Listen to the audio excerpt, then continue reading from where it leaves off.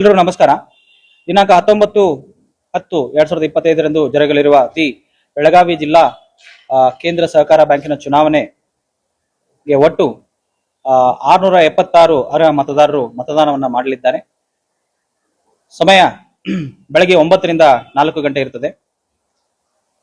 ಅತನಿಂದ ಒಟ್ಟು ಅರ್ಹ ಮತದಾರರು 125, ಬೈಲೊಂಗಲದಿಂದ 73, ಹುಕ್ಕೇರಿಯಿಂದ 90, ಕಿತ್ತೂರಿಂದ 29, ನಿಪಾನಿ 119, ರಾಯಬಾಗ್ 205 ಹಾಗೂ ರಾಮದುರ್ಗ 35.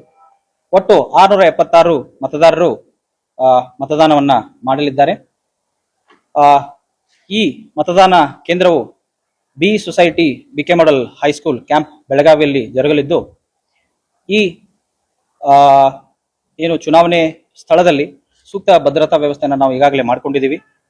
ಈ ವ್ಯವಸ್ಥೆಗೆ ಬರಬೇಕಾದ್ರೆ ನಮೂನೆ ನಿಯಮ 13A ಪ್ರಕಾರವಾಗಿ ಮತದಾರರು ತಮ್ಮ ಗುರುತಿನ ಚೀಟಿಗಳನ್ನ ತೆಗೆದುಕೊಂಡು ಬರಬೇಕು. ಆ ಚೀಟಿಗಳನ್ನ ನೋಡಿ ಮತದಾನ ಕೇಂದ್ರದ ಹೊರಗಡೆನೆ ಏನು ಗೇಟ್ ಇದೆ ಅಲ್ಲೇನೆ ಅವರಿಗೆ ಫ್ರಿಸ್ಕಿಂಗ್ ಅನ್ನ ಮಾಡಿ ಒಳಗಡೆನೆ ಬಿಡಲಾಗ್ತದೆ. ಈ ಹಂತದಲ್ಲಿ ಎಲ್ಲಾ ಮತದಾರರಿಗೆ, ಚುನಾವಣಾ ಸಿಬ್ಬಂದಿಗಳಿಗೆ, ಒಳಗಡೆ ಇರ್ತಕ್ಕಂಥ ಪೊಲೀಸರಿಗೆ ಎಲ್ಲರಿಗೂ ಸಹಿತ ಮೊಬೈಲ್ ಅನ್ನು, ಇನ್ಕ್ಲೂಡಿಂಗ್ ಅಭ್ಯರ್ಥಿಗಳಿಗೆ ಮೊಬೈಲ್ ಅನ್ನು ಕಡ್ಡಾಯವಾಗಿ ಬ್ಯಾನ್ ಮಾಡಿದ್ದೀವಿ. ಸೊ ಹೀಗಾಗಿ ಯಾರಿಗೂ ಸಹಿತ ಮೊಬೈಲ್ ಅನ್ನು ಬಳಸುವ ಅವಕಾಶ ಇರುವುದಿಲ್ಲ. ಇನ್ಕ್ಲೂಡಿಂಗ್ ಏಜೆಂಟ್, ಪೋಲಿಂಗ್ ಏಜೆಂಟ್ ಅಂತ ಏನಿರ್ತೀವಿ ಅವ್ರಿಗೂ ಸಹಿತ ಮೊಬೈಲ್ ಅನ್ನು ಬಳಸಲಿಕ್ಕೆ ಅವಕಾಶ ಇರುವುದಿಲ್ಲ.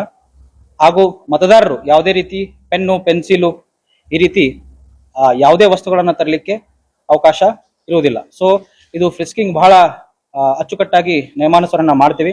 ಅದಕ್ಕಾಗಿ ಮತದಾರರಲ್ಲಿ ನನ್ನ ಕಳಕಳಿಯ ವಿನಂತಿ, ದಯಮಾಡಿ ತಾವು ಇಂಥ ಯಾವುದೇ ವಸ್ತುಗಳನ್ನ ತರದಿದ್ರೆ ಉತ್ತಮ. ಮುಂದವಾಗಿ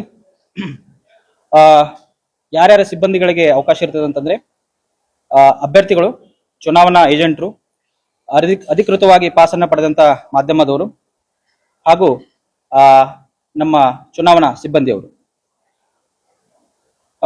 ಪ್ರತಿ ಏನು ಅಭ್ಯರ್ಥಿ ಮತದಾನ ಹಾಗೂ ಏನು ಕೌಂಟಿಂಗ್ ಇದೆ ಎರಡಕ್ಕೂ ಒಬ್ಬರನ್ನೇ ಚುನಾವಣಾ ಏಜೆಂಟ್ ಅನ್ನ ನೇಮಿಸಬಹುದು. ಇದಕ್ಕೆ ಒಂದು ರಿಲ್ಯಾಕ್ಸೇಷನ್ ಅನ್ನು ನಾವು ಕೊಟ್ಟಿದ್ದೇವೆ. ಅವರು ಡೆಲಿಗೇಷನ್ ಪಡೆದಂತ ಅಭ್ಯರ್ಥಿ ಆಗಿರ್ಬೋದು, ಯಾವುದೇ ಒಂದು ಡೆಲಿಗೇಟ್ ಆಗಿರ್ಬೋದು, ಅಥವಾ ಅಭ್ಯರ್ಥಿ ನೇಮಿಸ್ತಕ್ಕಂಥ ಯಾವುದೇ ವ್ಯಕ್ತಿಗೂ ನಾವು ಚುನಾವಣಾ ಏಜೆಂಟ್ ಆಗ್ಲಿಕ್ಕೆ ಅವಕಾಶವನ್ನ ಮಾಡಿಕೊಟ್ಟಿದ್ದೀವಿ. ಒಬ್ಬ ಅಭ್ಯರ್ಥಿಗೆ ಒಬ್ಬರೇ ಚುನಾವಣಾ ಏಜೆಂಟ್ ಇರ್ತಾರೆ.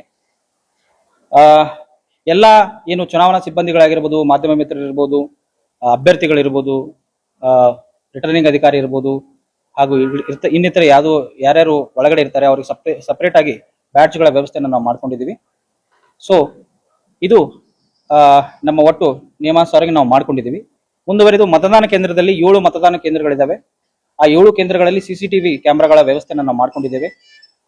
ಕುಡಿಯೋ ನೀರು, ಶೌಚಾಲಯ ಈ ವ್ಯವಸ್ಥೆಯನ್ನ ಕೂಡ ಮಾಡ್ಕೊಂಡಿದ್ದೇವೆ. ಅದ್ರ ಜೊತೆಗೆ ಮೆಡಿಕಲ್ ಫೆಸಿಲಿಟಿ ಸಲುವಾಗಿ ಒಂದು ಆಂಬ್ಯುಲೆನ್ಸ್ ಹಾಗೂ ನುರಿತ ಮೆಡಿಕಲ್ ಸಿಬ್ಬಂದಿಯನ್ನು ಕೂಡ ನಾವು ಇಟ್ಕೊಂಡಿದ್ದೇವೆ. ಅಗ್ನಿಶಾಮಕ ದಳದವರೆಗೂ ನಾವು ಈಗಾಗಲೇ ತಿಳಿಸಿದ್ದೀವಿ. ಸೊ ಅವರು ಸಹಿತ ಆ ಸ್ಥಳದಲ್ಲಿ ನಿಯೋಜನೆ ಹೊಂದಿರುತ್ತಾರೆ.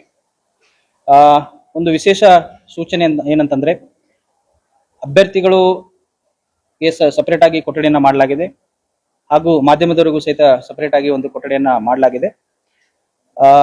ಇಲ್ಲಿ ಯಾವುದೇ ಮತದಾರರು, ಈ ಮತದಾನ ಗುಪ್ತವಾಗಿರೋದ್ರಿಂದ ಗುಪ್ತ ಮತದಾನವನ್ನ ವೈಲೇಷನ್ ಮಾಡತಕ್ಕಂಥ ಯಾವುದೇ ಕಾರ್ಯಗಳನ್ನ ಕೈಗೊಂಡ್ರೆ, ಮತದಾನ ಮಾಡಿದ ತಕ್ಷಣ ಏಜೆಂಟರಿಗೆ ಅದನ್ನ ತೋರಿಸೋದಾಗ್ಲಿ, ನಾ ಇಲ್ಲೇ ಮಾಡಿದ್ದೀನಿ ಅನ್ನೋದಾಗ್ಲಿ, ಏನಾದ್ರು ಮಾರ್ಕಿಂಗ್ ಮಾಡೋದಾಗ್ಲಿ ಇಂಥವೆಲ್ಲ ಮಾಡಿದ್ರೆ ಮತದಾನ ಮಾಡೋ ಸಂದರ್ಭದಲ್ಲಿ ಅಂತಹ ಮತವನ್ನ ನಾವು ಅನರ್ಹಗೊಳಿಸ್ತೇವೆ.